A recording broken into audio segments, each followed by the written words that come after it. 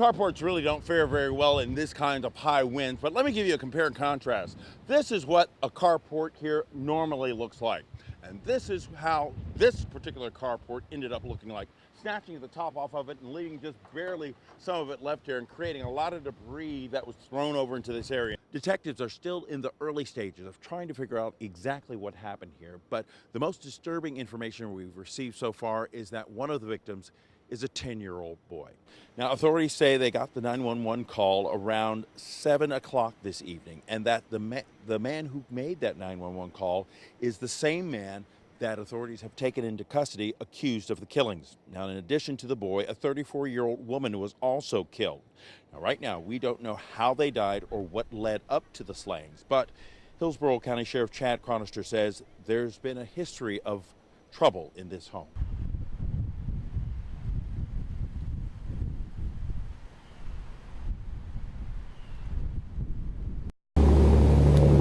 The threat of red tide isn't stopping most sea life off the shores of Pinellas County from living. Captain Joe Genovese makes a living off of the seas, charting fishing trips. A job made more difficult now trying to dodge the red tide. Boy, you make about 5 or 6 phone calls. Pay attention to the winds. You know, easterly winds is pushing us offshore, westerly winds pushing onshore. Offshore, you can see the deadly devastation to sea life everywhere. Dead fish floating in large clumps and sprinkled across large areas. We're about 3 miles offshore from Paso Grill Beach, and we've come across one of the red tide lines. You can see some of the dead fish lining up the water as we go past it.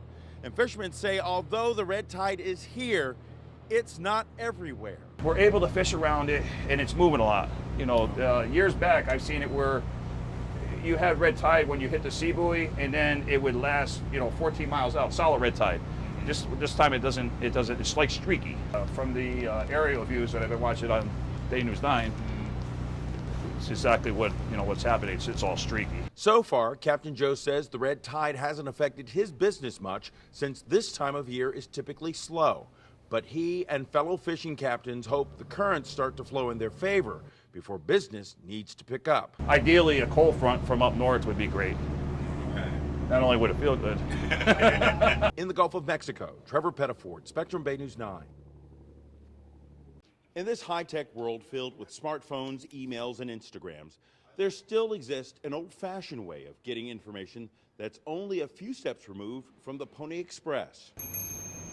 The bicycle letter carrier still provides pedal power to the open-air post office in downtown St. Petersburg, continuing a tradition of delivery that dates back almost as long as the historic post office itself. They're physically fit, it's a great stress reliever, and they're very content, and they deliver to over 14,000 customers every day. Now, there was a time, more than 100 years ago, where delivering mail by bicycle was basically the only way you could get your mail.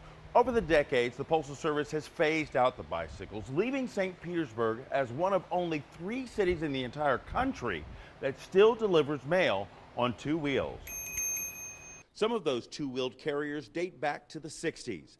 Letter carrier Chris Hubble takes pride in riding a mail bike that's as old as he is. There's not one day that goes by that you hear in the background, oh my God, there's a mailman delivering on a bicycle. Every day. He says wheeling around town is the best way to deliver the mail. It's the sense of freedom on a bicycle. You know, I'm getting paid for 5.5 hours to deliver the mail, but also ride a bike. Can't beat that, can you? No, you can't beat that. And with him being only one of about a dozen letter carriers still peddling for the post office, the postmaster says it's become quite a coveted position. St. Petersburg Open Air is one of the higher senior offices.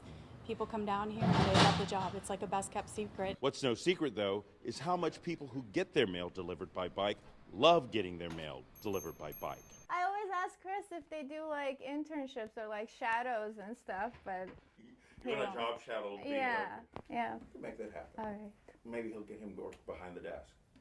Well, I don't know if he can do my job, but Not to worry, these wheeling letter carriers have no plans on changing jobs anytime soon.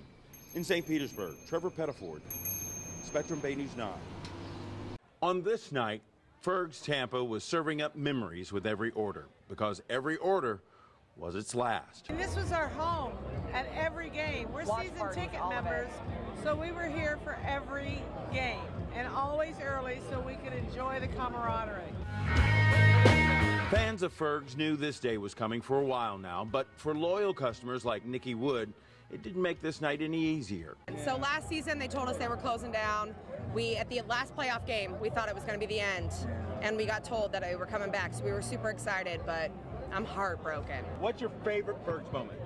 Last St. Patty's Day, they had our favorite band come in, No Filter Band. We stayed, we shut the bar down, we had the best experience of our lives. As disappointing Fergs closing is to these patrons, store managers say this really isn't goodbye. Eventually we're going to come back bigger and stronger after the construction and relocation's all complete. It's not a name that's going to go away. Fergs is going to be a name that should be still in your minds because it's going to be back better than ever. But until then, what's going to happen next week? Probably tailgate under the overpass. That sounds crazy, but We have no other option. They'll be back, and when they're back, we'll be there. In Tampa, Trevor Pettiford, Spectrum Bay News 9. Unlike basketball or golf, racing doesn't have a female series. But that hasn't stopped women from breaking through the checkered flag to fulfill their need for speed.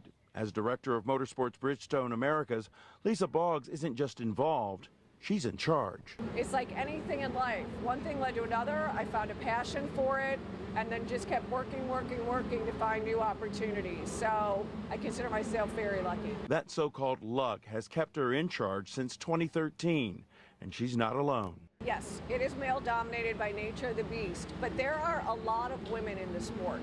And what has really changed is what we're all doing. Take what Jessica Mace is doing. As the second mechanic for Indy Lights, she knows every inch of these Indy cars, a passion that started at a young age for her. My grandpa raced a Mini Cooper for 40 years, so that was pretty cool. My dad was always building something, so I learned a lot from my dad. Grandpa gave me the bug for racing, but I learned a lot from my dad. But getting to this elite level of performance, Jessica says she had to endure some rough road. I don't get direct from them. It's more you just get ignored. They just, don't talk to you, ignore you, and you just deal with it. You keep doing your thing, and eventually you gain their respect because they realize, oh, she can do this. And on this International Women's Day, she's waving the green flag for more to follow in her footsteps. If you have an interest in it, then go for it. But if it's something you feel like you're getting forced into, you're never going to like it. At the Firestone Grand Prix, Trevor Pettiford, Spectrum Bay News 9.